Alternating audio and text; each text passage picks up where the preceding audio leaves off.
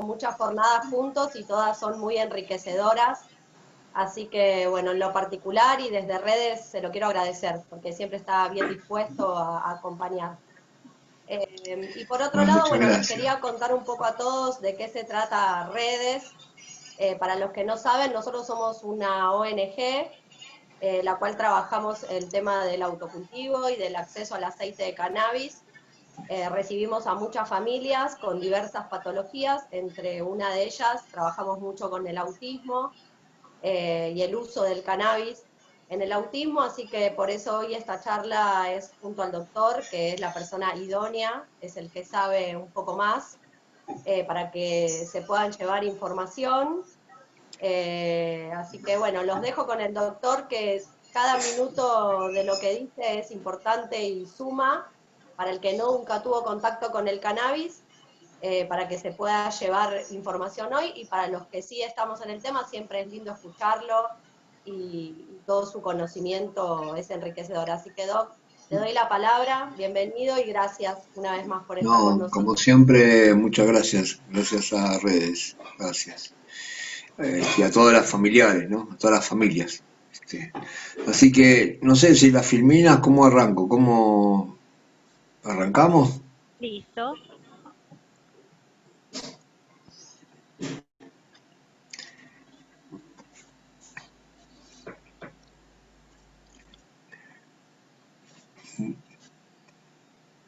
Estoy viendo si sale más claro, por eso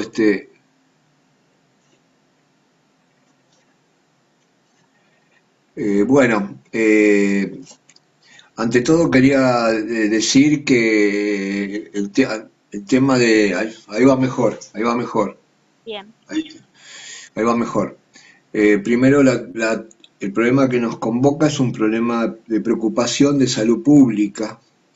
Esto, digamos, hay que decirlo, el trastorno de espectro, ese famoso trastorno de espectro autista, eh, realmente es un problema que nos convoca a todas, a todos, para tratar de entender esta cuestión y darle la importancia que merece por el crecimiento epidemiológico que ha tenido. Nosotros hace años veíamos un caso cada 200, dos y más también nacimientos. Hoy, digamos, con mucha preocupación, las cifras más grandes hablan de uno en 50 y otras cifras hablan por debajo de uno en 40, ¿no? De nacimientos. Entonces, este crecimiento exponencial del tema de trastorno de espectro autista, llamado TGD en otras épocas, y que un poco sigue siendo llamado TGD todavía, ¿no es cierto? Pero hoy se lo conoce como TEA, pero bueno, esto es lo de menos. Siempre digo que requiere un abordaje multisectorial, multifactorial, donde obviamente el cannabis como terapia complementaria ha demostrado sus efectos beneficiosos, devolviendo calidad de vida, pero no quiero dejar de perder de vista la importancia de todo el conjunto holístico que hace, o sea, toda la totalidad que hace el abordaje de la terapia canábica como terapia complementaria, ¿no? Y en eso incluyo todo el derecho a través de las leyes de TGD que se han ido aprobando y hay que seguir insistiendo que se apliquen, que es todo lo institucional, la necesidad del recurso terapéutico humano, tanto de terapeutas como instituciones escolares que forman parte también de este abordaje, junto con la terapia canábica, bueno, todo lo que es la terapia nutricional, la terapia nutricional, que sin duda adquiere otras dimensiones y hacia el conjunto de una totalidad, ¿no es cierto? Hacia el conjunto de una totalidad que es el abordaje interdisciplinario, ¿no?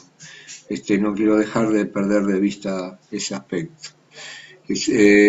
Y la preocupación epidemiológica, ¿no? Sobre la importancia que hay que darle al TEA, y a veces trastornos fronterizos con TEA, ¿no? Como son los TEL, los trastornos específicos del lenguaje, que muchas veces con conductas de desintegración o disruptivas están en una suerte de limítrofe con TEA, ¿no? Asociado a trastorno de desregulación conductual, ¿no es cierto? Y a veces es difícil. Pasamos la otra si quieren. Qué rico el mate, yo me quiero meter ahí, un matecito.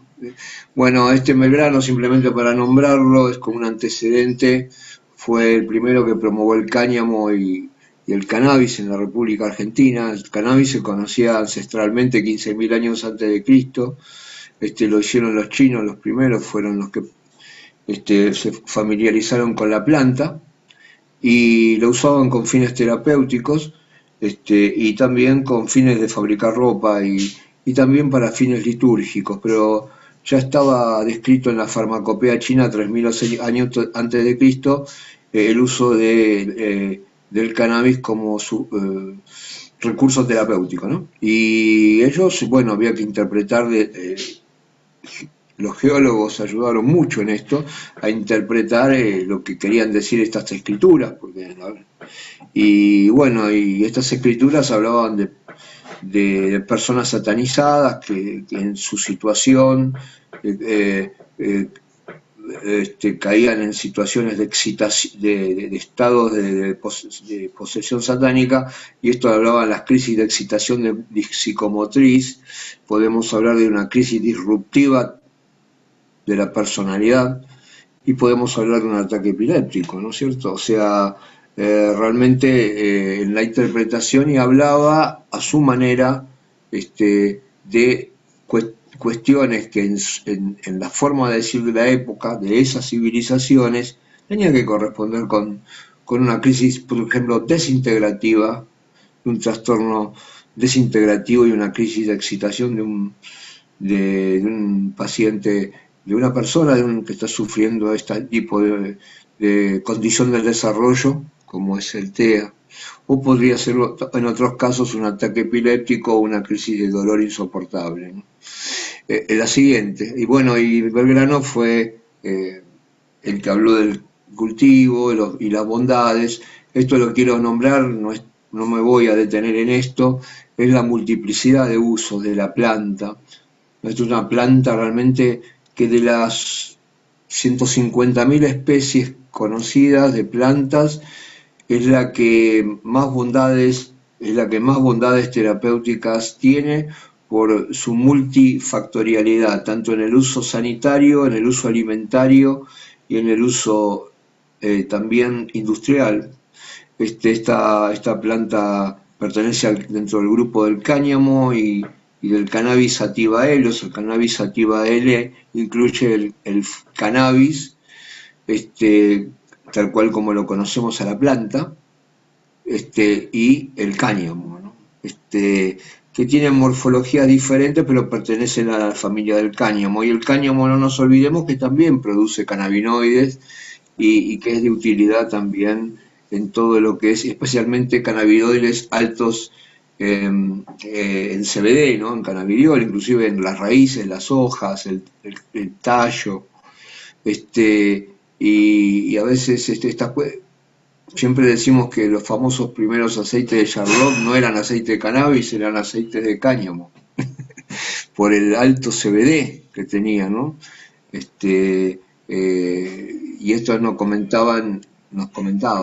La gente, más los cultivadores, lo que conocían esto, y los familiares, ¿no es cierto? Y las familias, que eran los reales poseedores, y son los reales poseedores del conocimiento y el empoderamiento real de cómo debe usarse el cannabis, ¿no es cierto? Y la importancia de su utilidad. La pasamos la otra.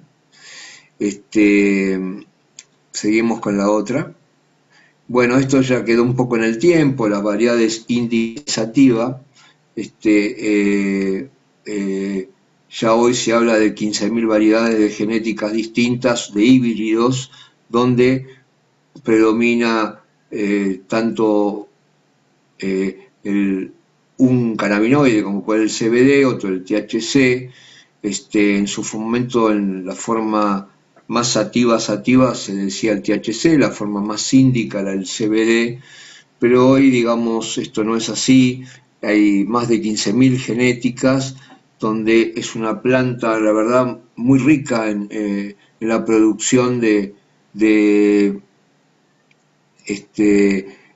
la producción de productos químicos de alto valor terapéutico, ¿no es cierto? Y ahí, bueno, simplemente no es para que se lo aprendan, pero es necesario nombrar todos los cannabinoides y conocer que hay otros muchos cannabinoides que juegan en esto, y ahí hay varios, y que saber que todos los cannabinoides se necesitan, saber que además de los cannabinoides la planta tiene otros componentes químicos como los terpenos que le dan el olorcito, ¿no es cierto?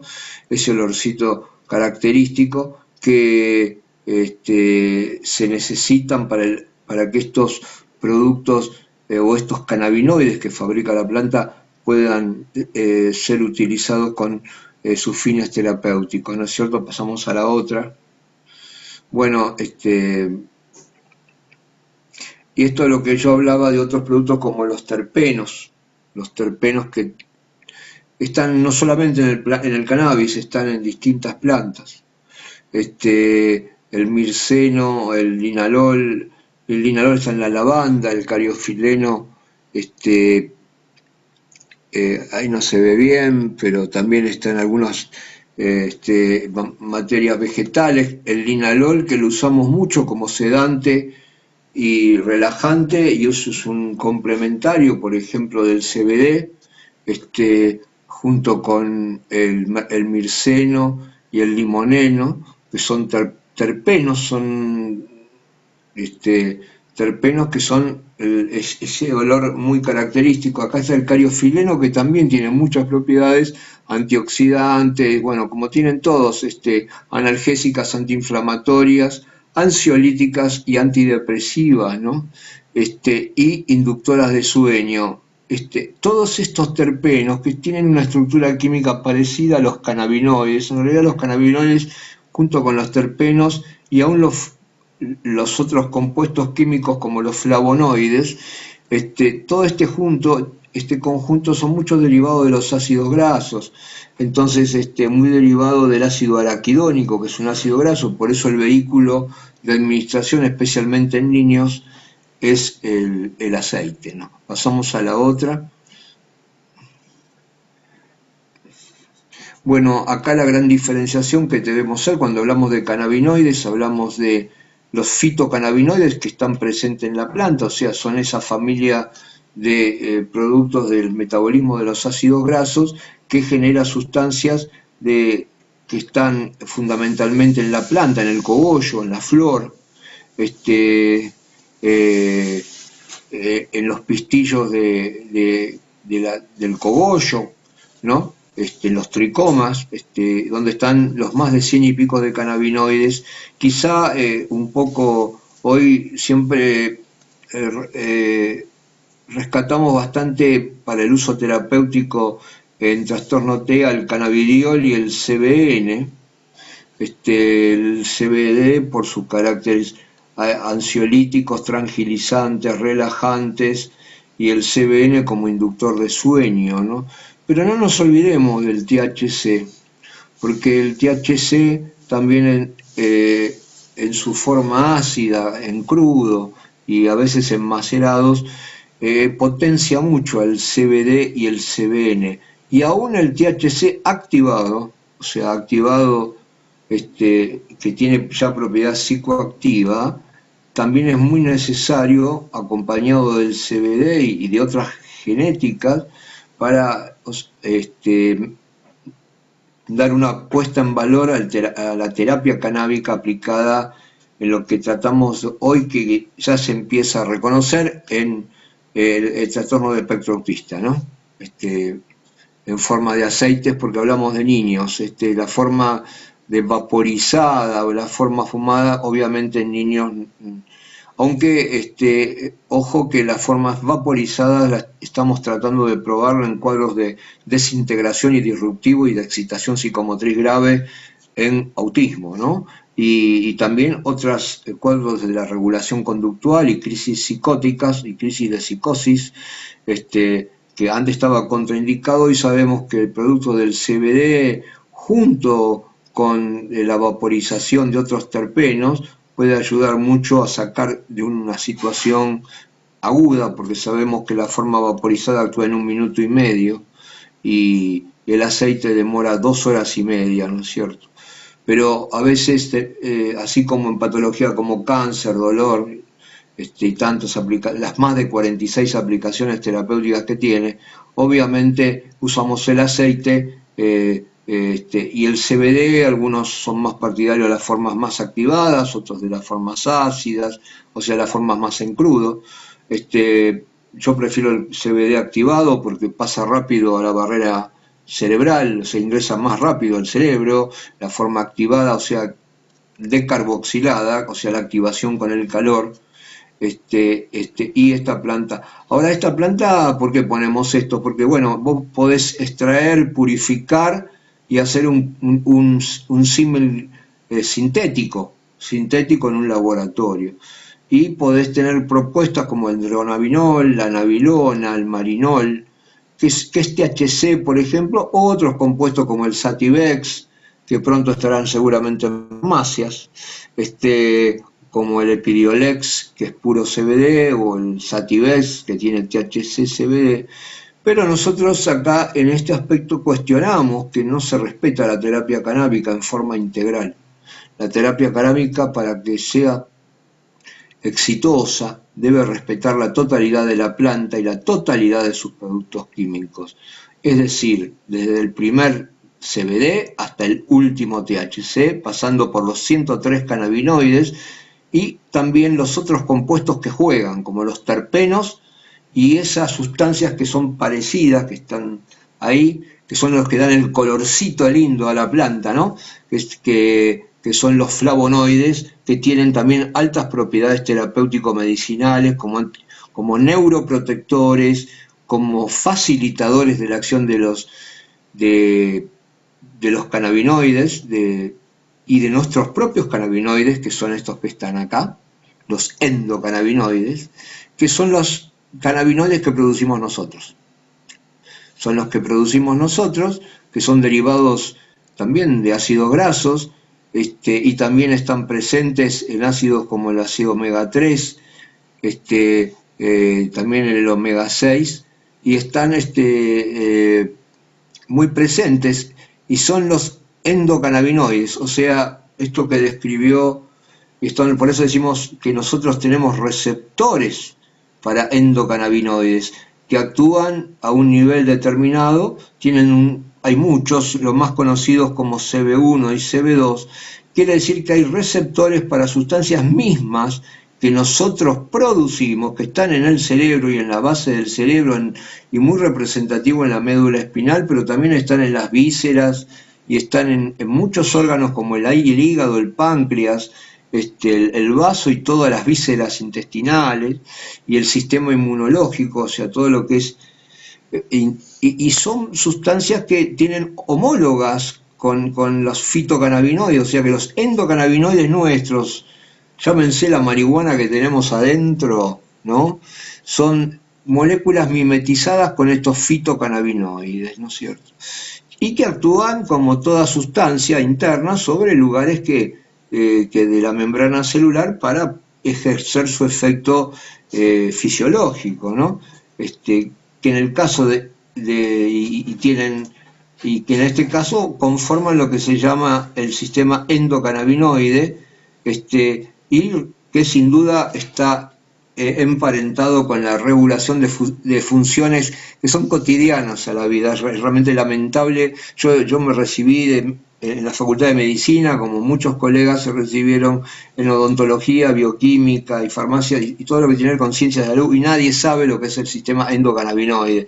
Esto recién ahora se empiezan a conocer, la importancia de un sistema que está detrás de todos los sistemas, o sea, detrás del control del sistema hormonal, metabólico, emocional, motor, control del dolor, la sensación del placer, y cómo funciona el humor de las personas, la memoria y su manejo cotidiano, y poder estar en el mejor estado de equilibrio, en el mejor estado, que lo que llamamos en medicina homeostasis, o sea, una situación de equilibrio entre la excitación y la inhibición, donde los mecanismos de regulación funcionen en forma armónica y puedan regular una serie de funciones que hacen a la vida, como la socialización, la coordinación, la motricidad, el apetito, el momento de irse a dormir, la sensación de placer, el humor, la memoria, y bueno, seguimos charlando de esto, pues pasamos a la otra.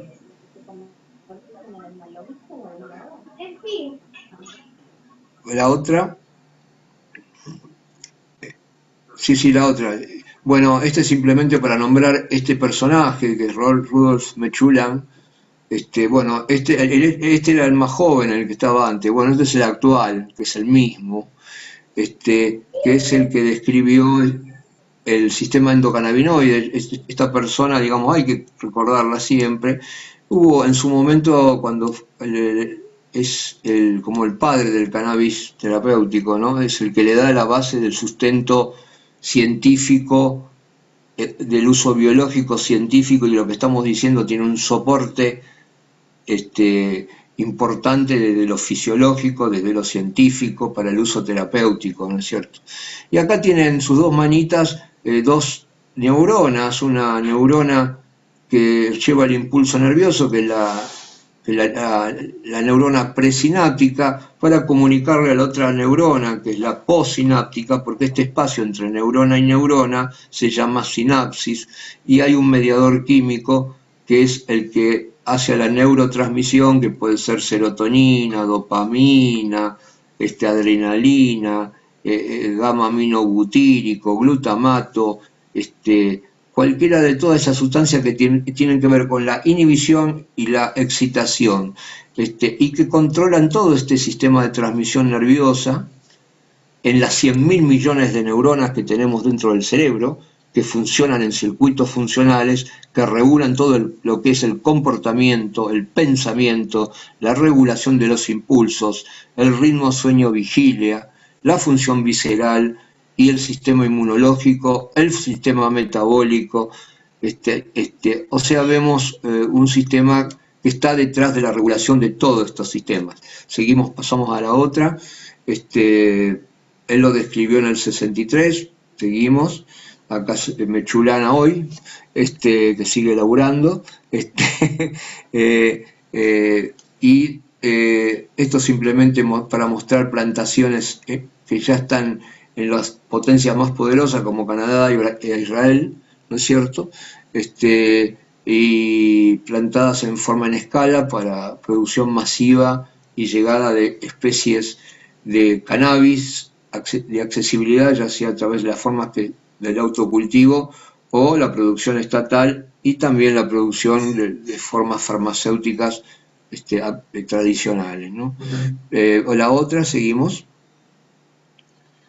Y bueno, esto es simplemente para mostrar la planta de cannabis, saber que en su etapa de cosecha, fundamentalmente lo que privilegiamos es la flor, que es el cogollo, pero saber que se utiliza toda la planta, porque también se usa la hoja para tintura, se usa el tronco, el tallo, las raíces, o sea, y que todo se necesita, ¿no? Que todo es importante. No es malo el té con hojita, ¿no? Y el té tomado con el mismo mate para ayudar a bajar la ansiedad, ¿no es cierto?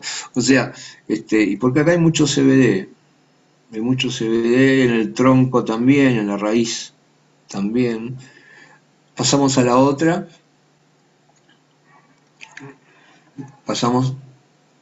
Bueno, seguimos, estas son las plantaciones que hay en Canadá, ¿no? Y acá, bueno, sí empiezan a ver los artículos que ¿Podemos pasar la anterior?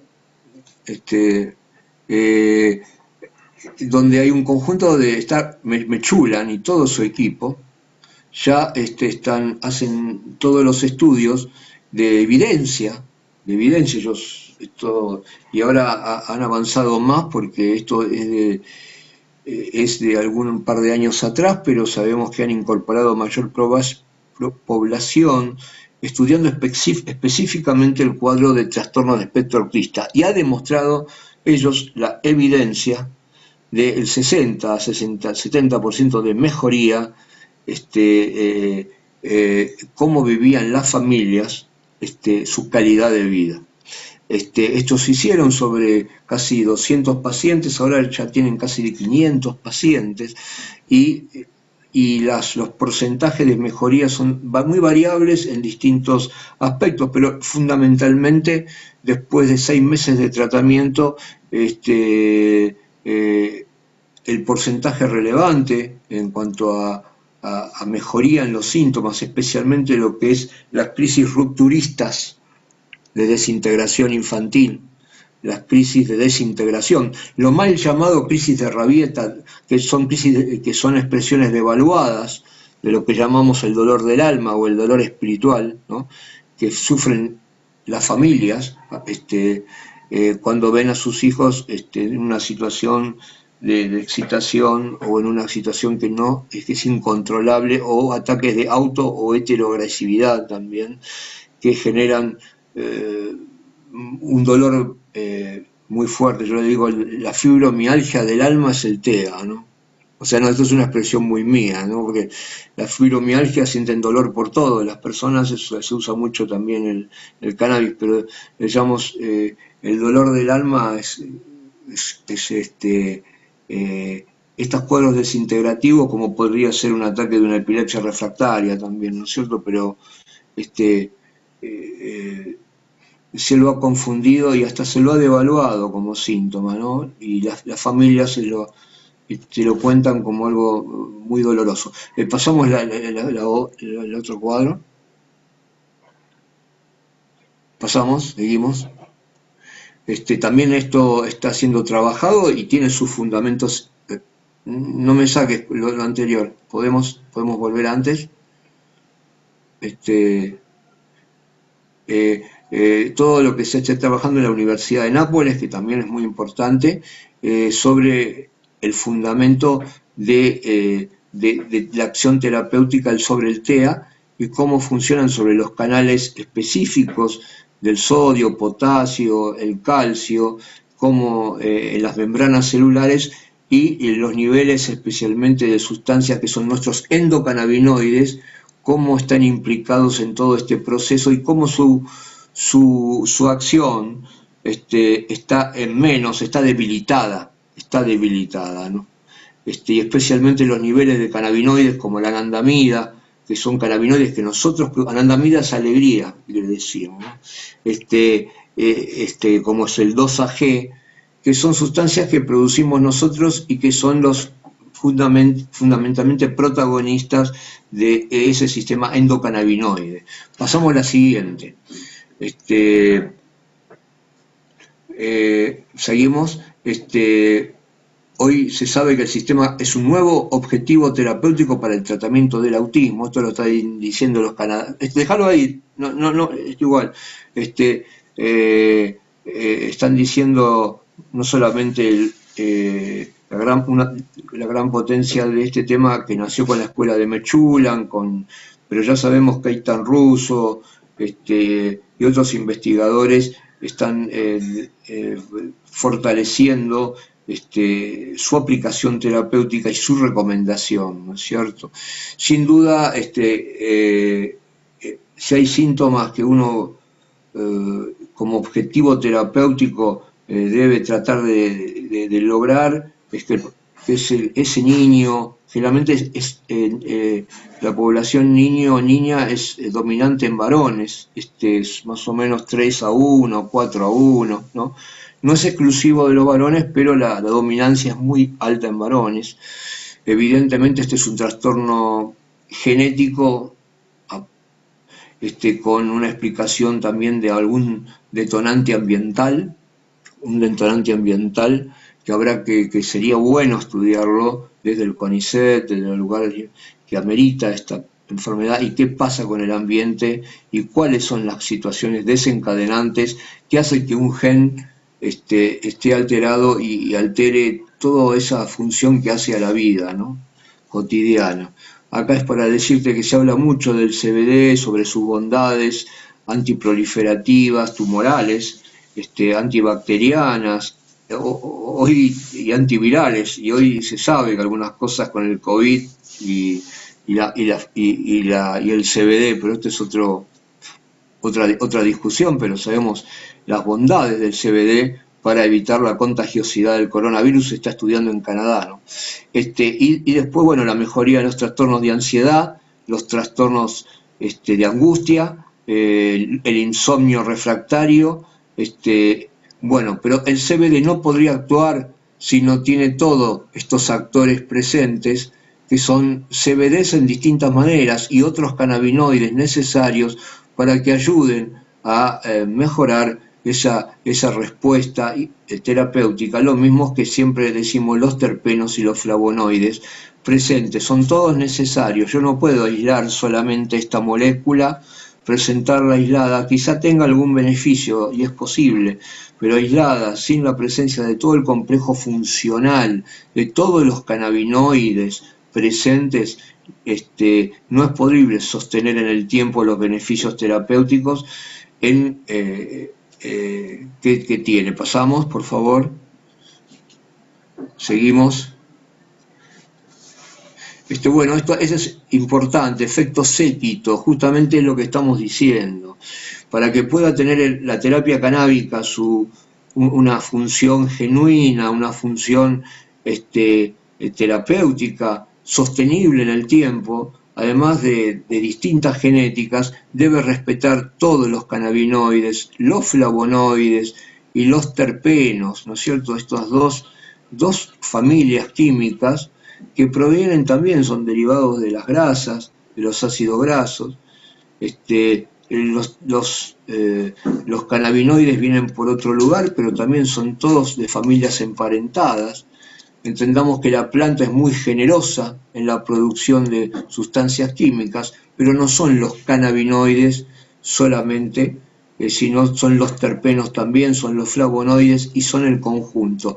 Y para tener el efecto terapéutico necesitamos respetar esto, el efecto séquito, el efecto Entourage también llamado, o efecto cooperativo simultáneo, para lograr, por ejemplo, que un CBD con un CBN o un THC que puede estar en estado ácido también, o de golpe algún otro cannabinoide que ya se empiezan a conocer bondades terapéuticas, pueda ser beneficioso en la aplicación de este trastorno del desarrollo que afecta tanto a la comunicación, socialización, lo conductual, lo emocional, y que genera tanto dolor familiar. Y para la persona que lo sufre, un niño o niña, ¿no? Pasamos, seguimos. Seguimos. Bueno, esto, hablar que siempre cuando hablamos de autismo es multifactorial, sabemos que hay una base genética, pero sabemos que acá hay, además de su condición genética, hay factores, cuestiones llamadas, con el llamado síndrome de intestino permeable, es un intestino que deja pasar con mucha facilidad sustancias neurotóxicas. Eso tiene que ser acompañado también con un abordaje en la parte nutricional, especialmente con la eliminación de elementos derivados del gluten, de la caseína, ¿no es cierto? Y como es los hidratos de carbono, todo lo que es la restricción. Hoy se habla mucho que la famosa dieta cetogénica que usamos en epilepsia refractaria puede ser una ayuda muy importante, fundamentalmente eliminando hidratos de carbono. O sea, bueno, sabemos que esto cuesta, ¿no? Introducir alimentos como el omega 3, que obviamente están en el pescado, pero están en todo lo que es verde también, las frutas, los flavonoides, que son los que le dan el color, la lavanda, por ejemplo, y todas en este sistema, especialmente que el páncreas con sus enzimas no puede degradar la sustancia que debería degradar, entonces crecen las bacterias malas, digamos, y se altera toda la flora bacteriana, y eso debilita el sistema inmune. No es casual que justamente los chicos con TEA tengan muchos problemas alérgicos, especialmente erupciones, reacciones alérgicas, sean muy hiperreactivos con el broncoespasmo, enfermedades como el asma, asociadas, o sea, enfermedades junto con las actividades terapéuticas y las terapias específicas conocidas, y que creo que una familia puede decir mucho más de lo que yo podría decir en todas las terapias necesarias, ¿no es cierto? Que no nos debemos olvidar. ¿Pasamos la otra? Bueno, esta la continuamos, esto lo motivamos siempre cuando comenzábamos, sativa, formas de la planta de cannabis, la forma más sativa, que es más, ¿eh? Más alta y con hojas más largas, la otra más gris. Pero bueno, hoy sabemos que esto no es así, que sigue viendo, podemos decir sativa índica, pero no quiere decir que sativa sea todo el alto THC y índica sea todo alto CBD, como en algún momento pensábamos, porque hoy hay índicas que el perfil de la diferencia lo dan más los terpenos, o sea, que el cannabinoide que suponíamos dominante. Eso fue en su inicio, pero hoy con los 15.000 genéticas de cannabis, esto podemos tener una índica con alto THC, pero con un perfil de terpenos distinto a una forma sativa que puede ser alta en CBD, por ejemplo, pero hay otra forma que es ruderalis, que sabemos que crece, se usa más con fines industriales, pero tiene mucho CBD, o sea, como el caño. La otra, pasamos. La otra, ¿sí? Pasamos. Bueno, esto es para volver a reafirmar que salen ya hoy, porque siempre nos piden evidencia, ¿viste? Siempre nos piden evidencia. Bueno, vayan a Vancouver, vayan a la Universidad de Ben Gurión, vayan a la Universidad vayan a lo que está publicando hoy la American Medicine, ¿no? Y en las revistas como Natural Scientific Report, que son revistas de referencia, ¿no? No estoy hablando de una suposición personal, esto que es el sistema endocannabinoide, pero también los resultados de la evidencia positiva en la mejoría en la calidad de vida de los niños, niñas, pero fundamentalmente varones, afectados por una condición de desarrollo que alteró su comunicación, su socialización y su manejo de control de impulsos. Fundamentalmente niños van con comorbilidades asociadas y especialmente epilepsia. Muchas veces es una condición que acompaña desgraciadamente al autismo. O sea, la población epiléptica es mucho mayor, prevalente en chicos con autismo, ¿no es cierto? O con trastornos de población general. Así como otros trastornos, como son los trastornos obsesivos compulsivos, muchas veces las condiciones obsesivas que es imposible de sacarlo de una situación, y en ciertos patrones rígidos que uno trata de respetar, pero a veces hace... bueno, todos estos síntomas fueron demostrando cómo lo vivían las familias con el cannabis en estos estudios, y demostraron que arriba de un 50% sentían que mejoraba la calidad de vida en los de alto ratio de CBD, pero también combinaban genéticas equilibradas, pero con THC, CBD ácido, ¿no? O sea, en las formas más no activadas, ¿no? O sea, los macerados más en frío, asociados por ahí a un CBD más puro, y alto en la noche cuando el sueño se transformaba en un gran enemigo, ¿no? Porque un chico que no duerme y tiene autismo es imposible poder controlar los síntomas después durante el día, ¿no?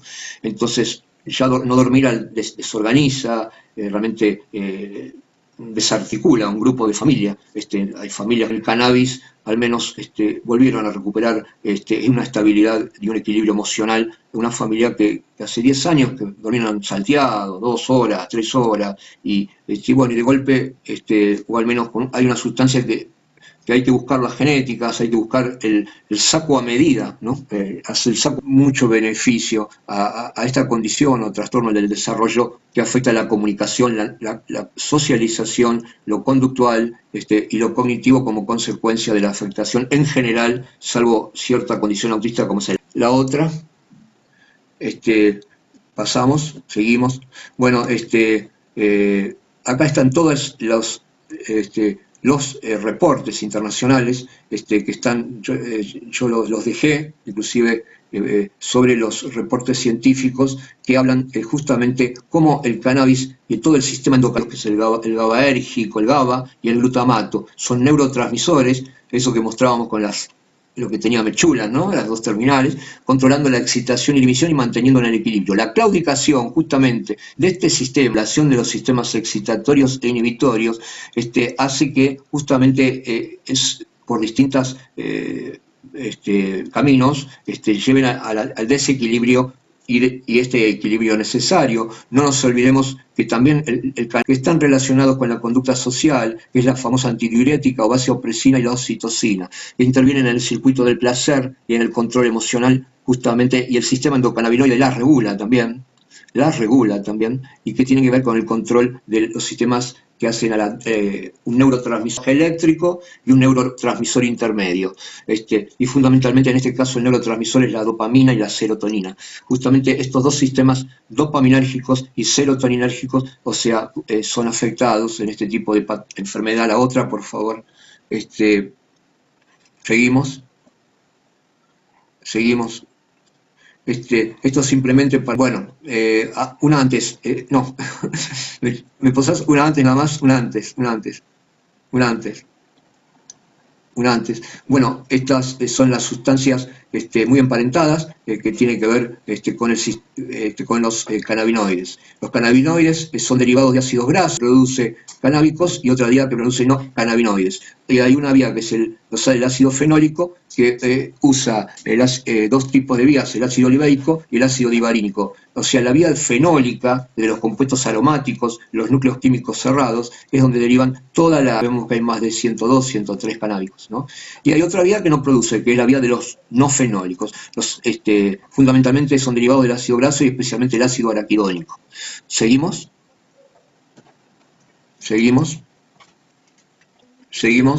La próxima. Bueno, estos son para mostrar por qué son todos una familia, si podemos decir, una sustancia madre de la cual derivan todas, ¿no?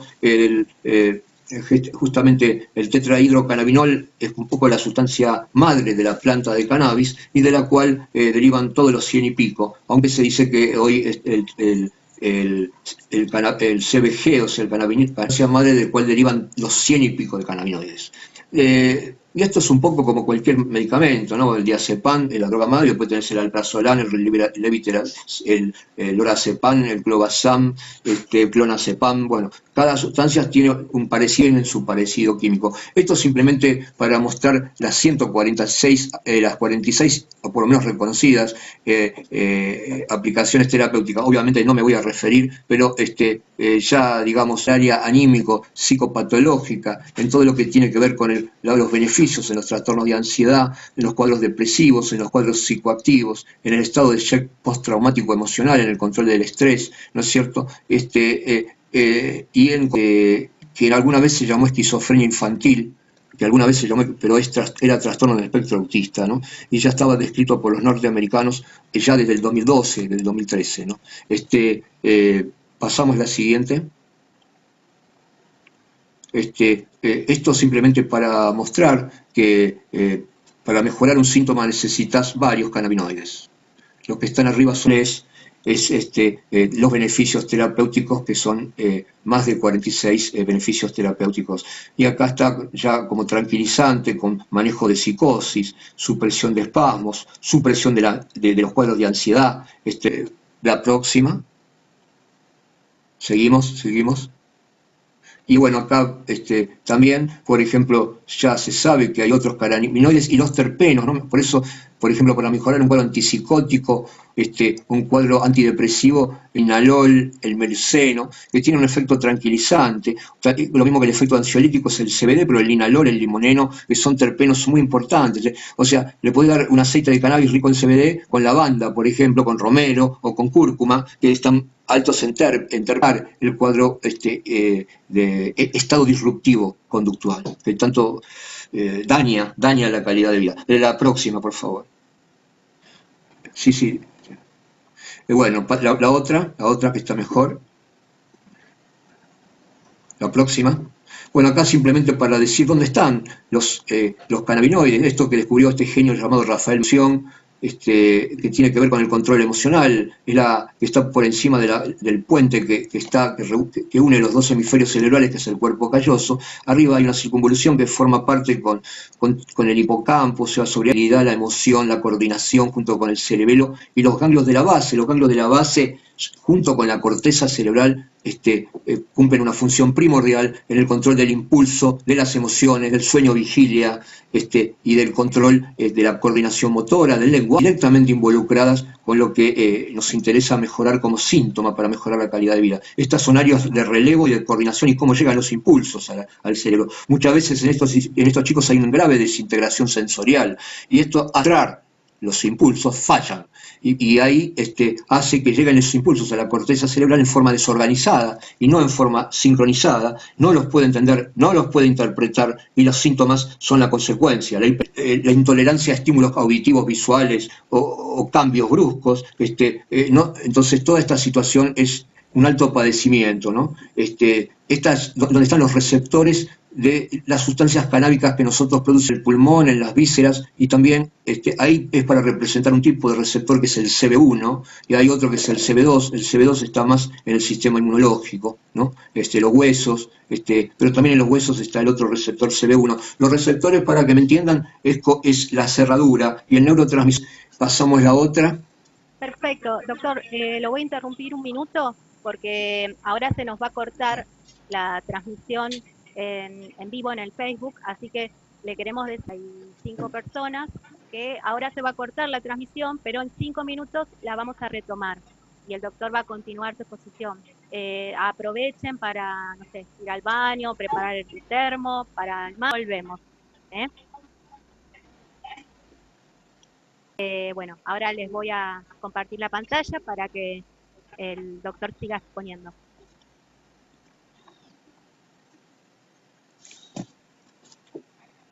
Bueno, acá habíamos quedado en esto. Esto es muy importante, el sistema endocannabinoide, ¿no es cierto? Que es el sistema que controla las funciones, de todas las funciones que hacen a lo vital de lo cotidiano, del lenguaje, la comunicación, cómo llegan los estímulos al cerebro, cómo interpreta los estímulos ese cerebro, qué significante le da. Bueno, todo eso tiene que ver con un sistema sensitivo, propioceptivo, o sea, las vías de la...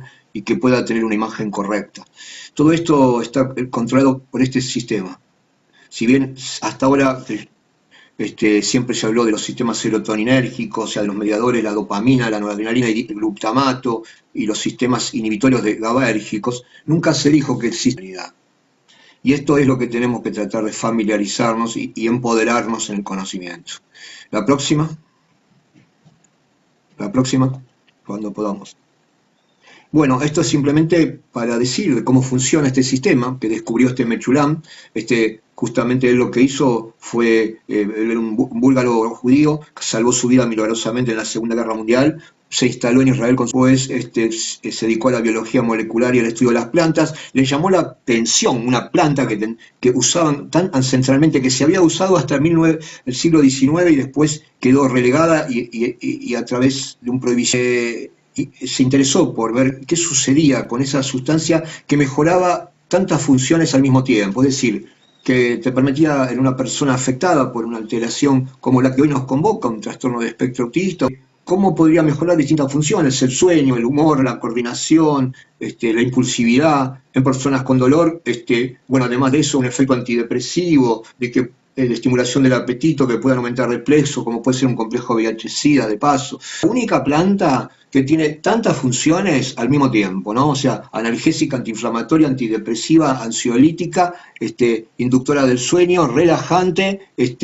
bueno, no hay, es por su fenómeno toda esta historia. Bueno, esta historia está en un lugar que donde se encuentran neurona con neurona, en esas 100.000 millones de neuronas, es el lugar de encuentro de los impulsos, ese espacio se llama sinapsis.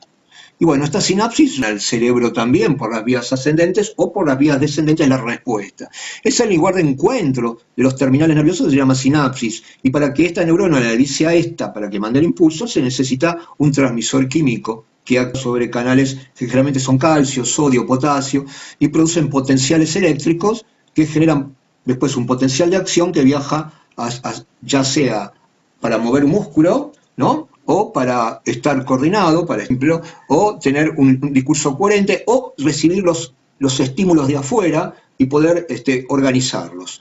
Esto sucede que todo este sistema que está en la sinapsis de neurotransmisión no puede controlar. Acá podés tener un neurotransmisor como dopamina, como serotonina, como noradrenalina, como GABA o glutamato. Pero después hay sustancias que viajan, que se producen, esta es la neurona que está antes, por eso presináptica.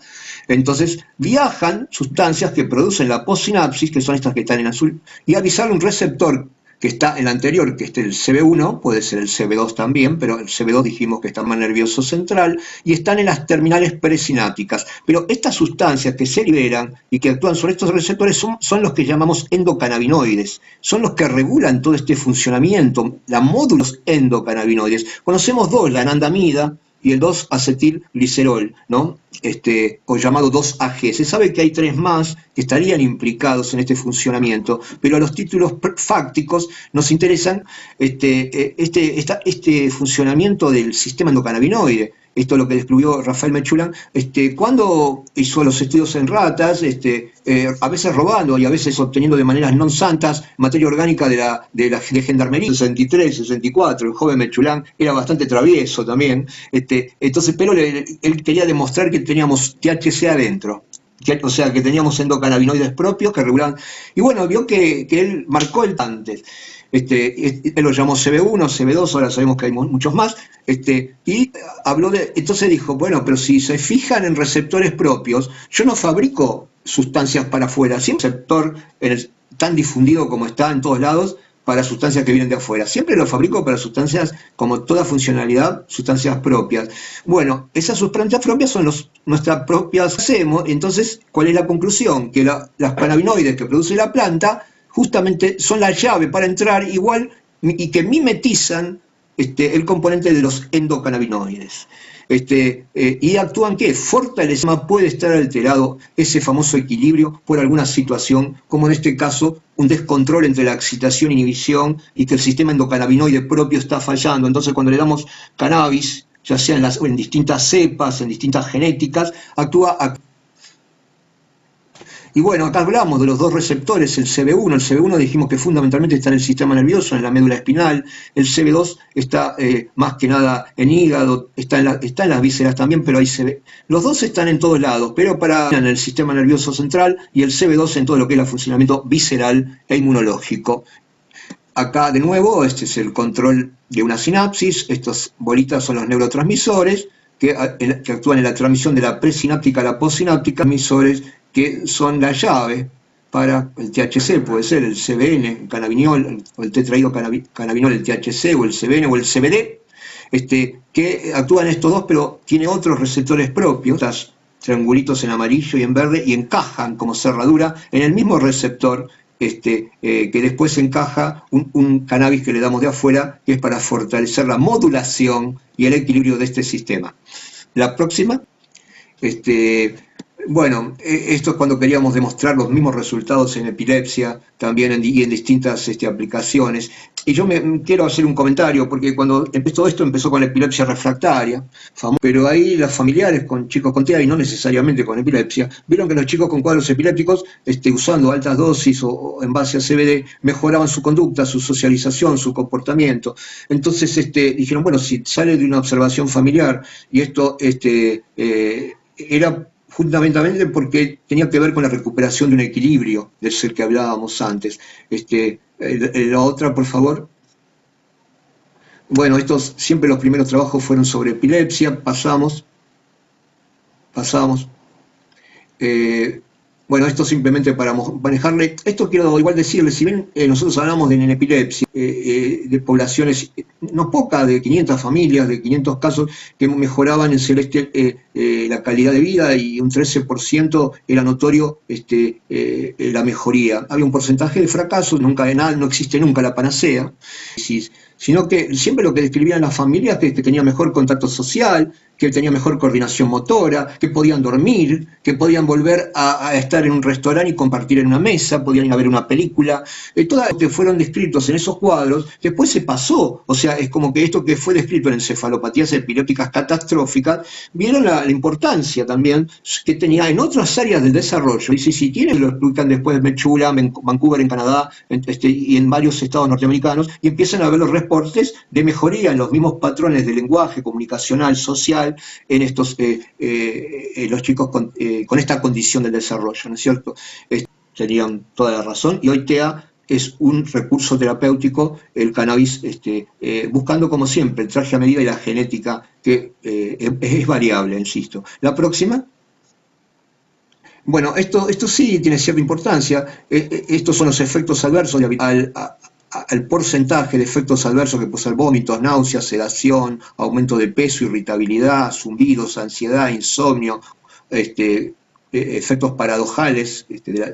Bueno, esto en el porcentaje es muy diferente, o sea, estamos hablando, no es una sustancia inocua, pero es una sustancia bastante segura, el cannabis, y que se puede usar habitualmente en niños. Usamos la vía, como dije, en aceite, ¿no es cierto? La vía vaporizada no es algo que manejemos en niños. Y el aceite, ¿por qué? Porque fílicas, buscan la grasa y son hidrófobas, le escapan al agua, ¿no es cierto? Por eso los aceites son el vehículo de administración, por eso son amigables darlo con los alimentos también. Pero preferimos la vía sublingual cuando es posible, muchas veces porque el chico no colabora, no se queda quieto, es imposible, no. Entonces ahí no entrar en una cosa fratricida que no sirve para nada, lo das por la vía oral con una galletita o con lo que le guste. Entonces la terapia canábica, recordar que debe ser una terapia, creo que ya queda poquito. Bueno, se están avanzando en las legalizaciones. Bueno, Uruguay sabemos que comenzó con todo el tema de legalización llamado recreativo, ahora está formalizando su aspecto legal en el aspecto de uso terapéutico. La otra, quizá la potencia quizá más fuerte, que tiene legalizado el autocultivo y convive con la producción estatal y las formas de la industria farmacéutica, que es un poco también lo que queremos lograr acá, que es la convivencia de distintos sistemas, ¿no es cierto? Ya sea el autocultivo de producción artesanal, familiar, la producción del Estado, para que llegue en forma accesible el cannabis y el respeto a la planta en forma integral. La próxima. Bueno, en Estados Unidos, en el lugar quizás más conflictivo, ya se usa en 33 estados, en 29 para uso terapéutico y en otros también otros usos, que para mí todo es terapéutico, pero eso es parte de otra discusión, pero hablamos de un lugar que es complicado, pero que en su más de 50% de estados ya tiene reconocido el uso terapéutico. Y la próxima, Israel, quizá a nivel industrial es la potencia, junto con Canadá, y junto con algunos estados norteamericanos como Colorado y California, son los que tienen más estabilizadas las genéticas. Recuerden que las genéticas es lo que dice la planta que o el patrón, y después que eso se correlacione con la química, ¿no? Y las indicaciones. Y tiene sus aplicaciones terapéuticas y tiene 11 genéticas estabilizadas. Es lo que queremos en Argentina, alguna vez estabilizar genéticas. Sabemos que hay un conocimiento importante. Bueno, esto siempre reivindicamos el autocultivo como recurso terapéutico y la accesibilidad al tratamiento de un autocultivo que debe respetarse, que debe ser protegido, que debe ser apoyado por el Estado, que hasta ahora dio la espalda, pero ahora estamos, gracias a Dios, en otra situación que nos da una mayor apertura, familias puedan cultivar en paz, con tranquilidad, con las cepas genéticas que necesiten para sus, ya sea niños o personas adultas, porque hoy no podemos decir que quizá la mayor demanda son los adultos mayores, ¿no? El 50 y pico por ciento son adultos mayores con cuadros de dolor severo, artrosis grave, y mucho en demencia y en Parkinson, que son, si uno homologa a la otra edad, con los trastornos disruptivos que suelen afectar a nuestros niños, ¿no? La otra. Bueno, esto fue un trabajo que hicimos en epilepsia, donde demostramos los mismos beneficios terapéuticos.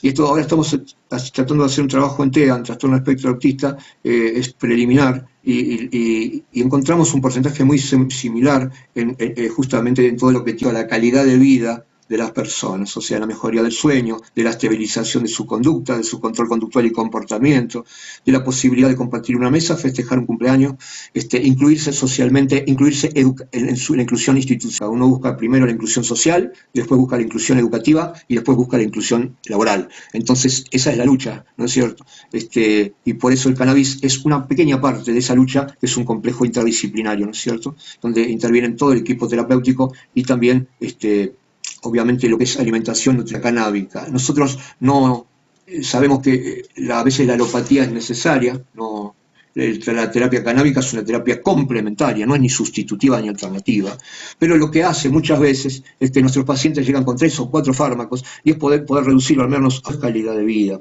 tanto para la familia como para el niño, ¿no es cierto? O sea, la reducción del consumo de drogas, ¿no es cierto? Y poder con eso tener acá hay una pregunta, después la charlamos si quieren. En España no, en España hay una sola licencia que es para farmacéuticas nada más. En Argentina vamos a ver cómo queda finalmente la licencia, de acuerdo a cómo viene la legislación tan complicadas para que las familias puedan cultivar. Estoy en una reunión. Y bueno, esto es un trabajo en otra dimensión, donde nosotros le queremos dar importancia a esta sustancia tan demonizada, ¿no? Como el THC, que fue el malo de la película. Pero el THC es una sustancia que termina siendo la verdadera ABC, la tolerancia de la persona, ¿no? Y justamente por eso esta sustancia que sigue demonizada es de efecto terapéutico fundamental para que la terapia canábica funcione, ¿no? La otra, que creo que es la última, esto es gracias, si hay que investigarla, no podemos darle la espalda, esto lo dijo en el 2012, 2013, Nicolás Sarijulis, jefe del Servicio de Neurología del Sor María Ludovica, del Hospital del Niño de La Plata, siempre me recuerdo a él. Nico, yo tuve el triste privilegio de heredar sus pacientes, de sus familias, pero él falleció a los 45 años, y siempre lo recuerdo. Y la otra, finalmente, esta es Paola con su hija, con una epilepsia severa refractaria, y Paola, ella, de la mano de ella, yo entré en esto. Ella fue la primera vez que me dijo, doctor, a mi hija no la mejoraron ustedes, la mejoró esto, me clavó un frasco, un gotero en un consultorio en el Hospital de Niños Ricardo Gutiérrez de la Ciudad de Buenos Aires. Yo hoy lo tengo que decir, como aparece en algunos videos por ahí de algún hospital, y fue el pionero, realmente fue en usar cannabis, pero no solamente para hacer planillas y importar cannabis externo, sino bancar autocultivos. Así que bueno, mi homenaje a Paola y a Naira, y gracias por compartir este momento, y espero haber aportado algo en esto. Muchas gracias. Por favor, hermosa la charla, hay gente que aplaude. Bueno, les dejo el mando a la... Yo quería recalcar algo acá, por ahí se están escuchando, el conocimiento vino de los cultivadores, ese sincretismo cultural que hicieron los cultivadores solidarios con los familiares y con los colectivos de familias, que en la búsqueda de una respuesta desesperada ante la situación de daban una respuesta y muchas veces el Estado daba la espalda, y hicieron ese empoderamiento, ¿no? Ese empoderamiento, y el conocimiento de la construcción canábica que hoy se usa terapéutica nació de ahí. No vino de la medicina. Yo el sistema endocannabinoide lo conocí de la mano de las familias y de los cultivadores. A mí ningún médico, al contrario, era la demonización, y los que tratábamos de meternos en esto, porque tratábamos de entender, éramos un poco menos que decían que envenenábamos a los pibes. Gracias, sin embargo, esos mismos hoy nos invitan, y los festejan en la Sociedad Argentina de Pediatría, en el aula magna del Hospital de Niños. Pero bueno, como se habla de un hospital, nada más, yo quiero saber de dónde nació esto. Porque nosotros recibíamos pacientes que eran marginados de un hospital importante, ¿no? Donde dicen que nació, no sé, ahora al servicio de neurología de Nico, del Sor María Ludovica, el servicio del Hospital de Niños, que soy parte, de Ricardo Gutiérrez, de la Cava, también del Hospital de Niños Elizalde, porque Adrián Vinelli también se abrió a la terapia canábica, y fue esas personas que no se habla nadie, pero que han ayudado, ¿no? a vencer esa estimación cultural. Y también quiero al doctor Marcelo Di Blasi en Bariloche, fue uno de los que hizo las primeras publicaciones junto con el que habla, 2017. Bueno, después habló... yo quiero mencionar a estas personas, todavía somos muy pocos los profesionales de la salud. Perfecto. Pero espero que Perdón, se animen muchos más. Hay muchas preguntas que nos llegaron por el Facebook y también algunas por el Zoom, pero las queríamos dejar para que están acá Nora, las dos Cintias, y le hacemos las preguntas al final, ¿te parece? A disposición. Bueno, seguimos nosotras, Ceci. Dale, y compartimos la imagen. Y ahora ya tenés cargado cualquier cosa. Bueno, les cuento a todos que mi nombre es Nori, yo soy la mamá de Mateo, que es el nene que aparece en la imagen. Elegí esa foto particular, y bueno, fue la primera foto que le pudieron tomar mirando a la cámara y conectado con su maestra.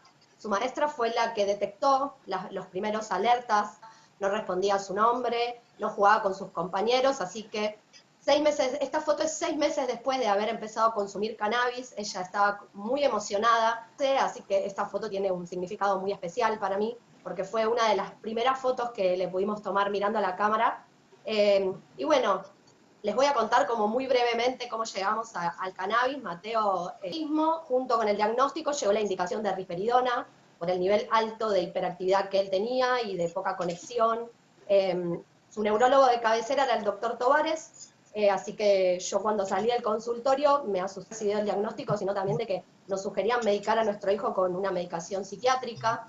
La verdad es que cuando llegué a mi casa y leí el prospecto, consideré que no era para él, era un nene muy chiquitito, solo que tenía autismo, y consideraba que dándole risperidona era un potencial enfermo a largo plazo, tenía contraindicaciones hepáticas, cardíacas, así que empecé en alternativas como flores de Bach, hacíamos yoga para niños. La verdad es que nada daba el resultado que nosotros necesitábamos o esperábamos, que era que él estuviera más conectado. No podíamos participar de reuniones sociales, del que teníamos que salir corriendo. Así que bueno, a través de algunas cosas que leí en internet de cannabis y autismo, empecé a investigar. En ese camino conozco al doctor Magdalena y hice mi primer consulta al consultorio y decirle: Carlos, yo no quiero medicar a Mateo. Y él me dijo: no lo vas a medicar, vamos a hacer todo lo posible para poder complementar sus terapias junto con el cannabis. Y así fue, desde las terapias, empezó a responder a la fonoaudióloga, a conectarse. Mateo no hablaba solamente en una jerga inentendible, no decía palabras, no tenía coherencia en el diálogo, empezó a explotar su lenguaje con el cannabis. Tiene un leve trastorno del lenguaje también asociado al TEA, pero realmente es un nene súper funcional. Yo siempre digo que la mejoría desde que toma cannabis es un 80, un 85, que considero que si lo hubiéramos medicado en los 3 años, hoy no estaríamos en esta vereda, estaríamos un poco más complicados. Así que nada, realmente la mejoría, todo desde que probamos el cannabis es para mejor. Son muy pocas gotas las que toma por día, él mejoró su conexión, su lenguaje, su conducta, realmente ya no hay casi conductas disruptivas, salvo en algunos casos. Nosotros seguimos siempre trabajando con sus terapias. Esto nos acompañó, como dice el doctor, complementa un montón de otras cosas. Pero realmente los cambios fueron todos para bien. Hoy es un nene de 6 que actúa, que nos permite, como decía el doctor, ir al cine, que es una actividad tan básica para muchas familias, pero las familias que tenemos hijos con autismo sabemos que muchas veces es imposible compartir un cumpleaños, o compartimos o nos despreocupamos de eso, porque el cannabis fue muy favorecedor. El camino fue de búsqueda, sí, tuvimos que buscar un montón de cepas. Mateo solía hacer bastantes resistencias, que las charlaba con el doctor en el consultorio. El cannabis me dijo: vos estás loca, ¿le vas a dar marihuana a tu hijo? Y yo le dije que ya había hablado con el doctor Magdalena y que me sentía apoyada en ese punto. Y la última consulta que hicimos es adelante mío. Y lo que él me decía que sucede, hablando justamente de los médicos, es que las madres ya van con el hijo dándole cannabis. Ya la decisión está previamente tomada en los acompañamientos más grandes a las familias. Nosotros hace poco en una mesa de trabajo, hablando por la ley de provincia, la diputada nos decía justamente esto, del rol de las ONG canábicas en el acompañamiento, que creo que está por arriba de cualquier paper, porque para mí lo que le pasó a mi hijo es evidencia científica, no tengo dudas. Todo lo que escucho de mis compañeros, que sus hijos duermen, que sus hijos ya no se autoagredan, científica. Así que tendría que ser válida para los médicos y sacarle esta demonización a la marihuana, porque yo no le digo cannabis, ¿por qué seguir cargándole un prejuicio a la... y bueno, y nosotros con eso conseguimos bienestar. No es toda nuestra familia, todo el entorno de Mateo mejoró. Nosotros estábamos siempre muy angustiados por no poder compartir nada con él. Hoy poder merendar con mi hijo y tener una charla sobre algún dibujito que mira o algo, yo se lo atribuyo 100% a la planta nos cambió. Desde que la conocí dije que mi objetivo era darla a conocer, por eso iniciamos el camino de redes y todo este trabajo de darle información a las familias, de brindar información, de sacarle, porque no nos podíamos quedar, todas las familias que formamos redes, no nos podemos quedar con esto, porque realmente todos tenemos experiencias positivas con la marihuana. Ninguno tuvo que buscar otra planta, pero para eso están justamente las organizaciones, para contener estas situaciones, para hacerlos acceder a su aceite de cannabis con cultivos orgánicos, cuidados. Así que de 3 años que mi hijo es usuario de marihuana, cultivando.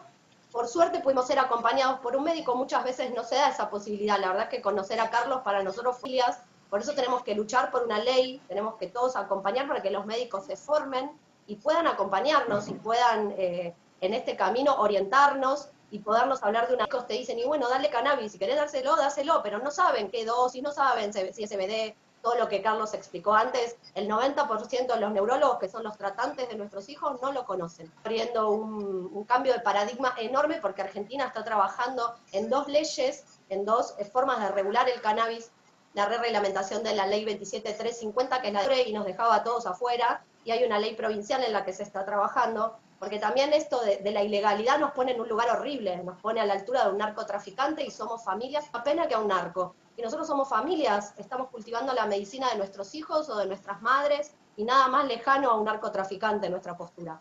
Así que estamos trabajando, que están comprometidas con el tema, por eso siempre le agradezco tanto a él que participe, que se comprometa, que ponga la cara y todo su espíritu luchador, porque creo que fue uno de los pioneros ya con las familias, trabajaba en su consultorio, así que para mí es de los pioneros, y esta futura ley en un gran porcentaje tiene mucho que ver él, así que y gracias a todos por escucharme, los dejo con Cintia, con mi otra compañera. Bueno, buenas tardes, mi nombre es Cintia, yo soy mamá de Connie, ella es Connie, tiene 6 años, tiene, bueno, autismo, por lo que decía de la foto. Connie, bueno, tiene un autismo severo, ella no habla aún, y tenía actitudes muy disruptivas, ella se pegaba mucho, o en la cabeza. Entonces, cuando empezó a hacer esto, me dijeron que había que medicarla. Mi marido y yo no estábamos de acuerdo, era muy chiquita, tenía otras cosas antes de llegar a eso.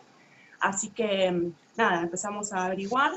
La que habla después, Cintia, nos invita a la casa para hablar justo.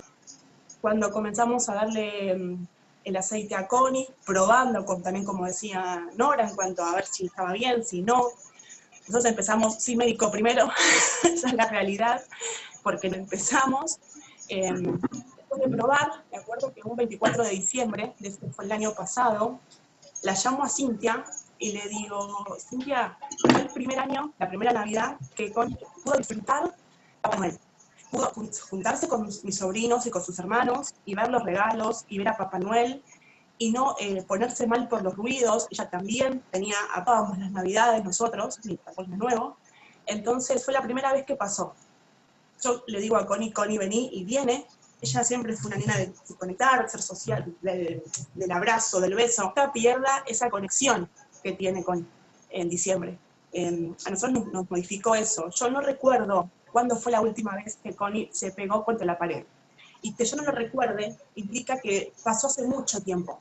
Entonces, eso en las cuales nos levantábamos con Connie y el día comenzaba a las 3, 4 de la mañana. No solamente Connie, los hermanos, es toda la familia, como decía el doc y como decía también Nora. Es un cambio familiar, es un montón. Hace muy poco Connie dijo Moana, me dijo te amo. Obviamente no lo habla, no es una nena que habla todo el tiempo, pero empezó a decir palabras. Es muy importante, terapéutico, por supuesto, que en primer yo les avisé que ya íbamos a tomar cannabis, que me parece eso es muy importante, avisarle al equipo terapéutico, para ver también cómo va, si capaz que también pueden ayudar a ver si la cepa está bien. Es muy importante que uno como padre tome también el mando, ¿no? De lo que qué queremos para nuestros hijos. Yo me acuerdo que un día hablando con una de las chicas, de mis compañeras, ¿qué buscábamos? El aceite. Yo le dije a mi compañero, que pueda dormir. Eso es lo que me dio a mí, que no verla a mi hija otra vez pegándose contra la pared, que es un montón eso, a mi criterio, y que pueda descansar, que todos podamos descansar, todos por escucharnos, y nada, les mando un beso y cualquier más inquieto. Hola, bueno, yo soy la otra Cintia, mamá de Lucas, de 14 años, él tiene TEA, estaría con mucha necesidad de apoyo Cuando era chiquito, bueno, tenía mucha hiperactividad, insomnio, conductas disruptivas, se pegaba, nos pegaba. Yo tuve una hija más, cuando él tendría 4 años, Martina tenía 1, así que era un caos. En el jardín, en todos lados, era insostenible. Sin estar de acuerdo acepté, porque sabía que era la única de las opciones que tenía en ese momento, sabiendo que algún día iba a encontrar algo natural. Empezaron a subir las dosis, ácido valproico, porque ya todas estas dosis que se fueron aumentando de risperidona no hacían nada. Imagínense de la mezcla, que los vecinos me terminaron mandando el patrullero, de cómo él estaba esos días con el que yo le pegaba, o nosotros le pegábamos al nene, cuando era todo lo contrario. Así que se suspendió el ácido valproico y se siguió aumentando cada vez más risperidona. Nos dimos cuenta que todo eso que estaba tomando él era en vano, porque él seguía con la hiperactividad del principio, con el insomnio del principio, y ya no se podía más. Lucas empezó a tomar cannabis. Yo, a ver, porque a veces se malinterpreta, no soy anti-medicina. Yo sabía que necesitaba el cuerpo, nada más, a largo plazo, porque él seguía sin dormir, porque él le pegaba a su hermana, porque él me pegaba a mí. Lucas es de contextura bastante grande, y eso también es algo a tener en cuenta cuando crecen los... Es un adolescente hoy, y mide más que yo, y calza más que yo, o sea, van pasando las cosas. Así que bueno, durante 2 años fui retirándole paulatinamente esa risperidona, porque tenía miedo que haga abstinencia. Así que desde octubre, teniendo 14 años, y como les dije recién, siendo más alto que yo, que esté tranquilo y que duerma 8 horas, yo no le puedo pedir más nada a la planta, porque es un adolescente con todo lo que eso implica. Todos nosotros tuvimos en algún momento 14 años, y yo, cuando yo ya lo vi pegarme, romper mi casa, que lo haga hoy con el doble del cuerpo de aquel entonces, me daría terror. Así que que él hoy esté tranquilo, que duerma 8 horas, porque a veces refleja después durante el día, porque está contento, porque está tranquilo, porque está conectado, porque pasa por atrás mío y me toca el pelo y me da un beso. Hace lo mismo con el papá, lo mismo con su hermana. Obviamente que sigue estando dentro del espectro, porque no era la idea de que el cannabis, pavada, una cosa que no tiene lógica pensarlo, con que él esté tranquilo y duerma 8 horas seguidas, no lo había hecho nunca en su vida. Cuando vos empezaste a hablar, Doc, que dijiste familias que no durmieron durante 10 años, nosotros éramos una. Dormíamos interrumpidos, pero es tremendo como baja la calidad de vida de la familia entera que no duerme. Es terrible. Bueno. Así que, nada, ¿qué les voy a decir? Ya se los dije todos, y siempre digo lo mismo. A Lucas le hizo bien el aceite y a mí cultivar. Los dejo, gracias. Les mando un beso grande, gracias. Muchas gracias, les agradecemos un montón estos testimonios. Un video de los chicos que conté que están tomando aceite. Qué bueno que llegaste, de regalos me llené, de tus párpados serenos, de tu sonrisa y de tus besos. Bueno, muchas gracias. Bueno, llegó el momento de las preguntas. No se olviden que ahora a las 19 tenemos la profe que se llama Maggie y que va a hablar sobre las conductas disruptivas en pandemia. Así que, bueno, les quería comentar eso porque seguro es Facebook. Y a las 17, capaz que nos atrasamos un poquito porque vayamos al baño y esas cosas, pero enseguidita nos conectamos con Maggie. ¿En las preguntas vos? Perfecto. Hay muchas preguntas que se fueron haciendo al principio de la charla y que se fueron respondiendo durante la disertación, así que quedaron pocas. Una es, ¿por qué a algunas personas no les da resultado determinada cepa? Bueno, es verdad, hay los trabajos, o por lo menos la evidencia que tenemos, hay un porcentaje que hay que buscarla. hay que buscar la genética, hay que buscar CBD o el THC ácido o a veces una forma equilibrada CBD ácido, THC ácido con CBD pueda funcionar y necesitamos saber más de los otros cannabinoides, porque sabemos, y de los terpenos, que no es menos, ¿no? Porque una cosa es, yo creo que es una cuestión de búsqueda más que de, yo no renuncio a la terapia canábica aunque no responda, no, yo creo que hay que buscar el traje a medida de la cepa, y a veces hay que trabajarlo bastante, y bueno, no rendirse, y bueno, encontrar a veces, no es que tenés que pasar por las 15.000 tampoco, pero me refiero que a veces buscar la mejor genética es todo un trabajo. Y a veces es verdad, no hay respuesta, es como hay que ser responsable, ¿no? A veces uno espera encontrar un beneficio y no lo encuentra. Y a veces, paradójicamente, usando pequeñas dosis alopáticas, muchas veces de drogas alopáticas, pero en pequeñas dosis, asociado con el cannabis, muchas veces vemos buenos beneficios.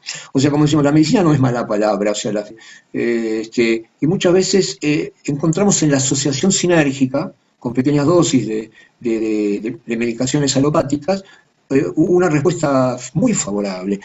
Por eso siempre hablamos de la complementariedad. Pero confieso que, bueno, a veces hay casos y hay casos. Hay casos y hay casos. Ningún caso es igual a otro. ¿Brevemente a eso? ¿Cómo? ¿A esa pregunta? ¿Cómo? Y puedo responder cortito a esa pregunta. Yo hasta encontrar la genética de Mateo cultivé 12, es la primera que cultivas, pero está en la constancia de uno también. Y la otra pregunta, si para un joven de 16 años que le encontraron un trombo en la yugular hace un año, si se le puede dar. Es todo un tema, ¿no? El tema de anticoagulación y cannabis es un tema, sabemos la interacción que hay con los anticoagulantes y los antiagregantes, pero yo creo que es una cuestión de razonabilidad. Eso creo que cuando uno toma, y esto hay que tomarlo en conjunto, nunca lo toma el médico solo ni la familia, lo tomamos compartido y en forma horizontal. Puede tener algo que puede complicar el cannabis en la interacción con los anticoagulantes, puede haber un efecto de prolongación de la anticoagulación, por ejemplo. A veces hay que ver, porque si es un tema de costo-beneficio, el chico de 16 años que tiene hacen imposible su vida, hacen imposible lo cotidiano. Yo creo que hay una razonabilidad de riesgo que uno tiene que asumir con la familia. Yo no la asomo solo, digo, mire, yo la verdad pongo costo-beneficio, costo no me refiero al dinero, me refiero a los beneficios, ¿no? El equilibrio. Depende de la magnitud del síntoma, porque si es un chico que se autoagrede, agrega a la familia, o llega a la madre llena de moretones, como he visto. Y bueno, creo que ahí uno debe asumir, a veces un riesgo que nos impone, sabemos las interacciones en común, por eso el conocimiento canábico es un conocimiento muy horizontal, muy solidario, muy compartido con la familia, ¿no? Y en eso discutimos, y la decisión es conjunta. Bueno, muchas gracias. Muchas gracias. Muchas gracias a todos los que están interesados en esta charla. Les dejo el cierre a Nora. Si quieren decir Gracias algo. a todos por escucharnos. La verdad es que cada charla que compartimos es más enriquecedora y aprendemos. Este camino es de continuo aprendizaje, siempre estamos aprendiendo. Así que nada, lo que digo siempre cuando y gracias Carlos siempre por la acompañarnos. Yo quiero agradecer a Redes, que siempre ha estado, y la verdad el respeto y el cariño, más que nada, recalco eso, y a las familias de Redes y a todo el colectivo de Redes, muchas gracias. Estamos felices, gracias. muy felices. Así que, Gracias a ustedes, chicas, por ¿verdad? convocarnos. Las Gracias a admiro todos enormemente. por esta Las quiero. jornada. Gracias por todo, chicas. Gracias, Róxima.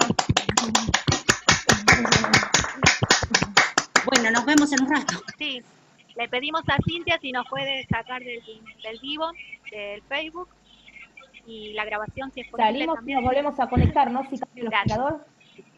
Chau, muchas gracias, doctor. Un genio. Todos lean el Facebook que lo Gracias. super felicitaron un montón. bueno, gracias. Les mandamos capturas, sí, ¿no? Sí. Ahora me voy a meter a chumear. Le va a gustar. Gracias. Ustedes también, chicas. A las 19 nos conectamos de vuelta. Listo, chao. Chao.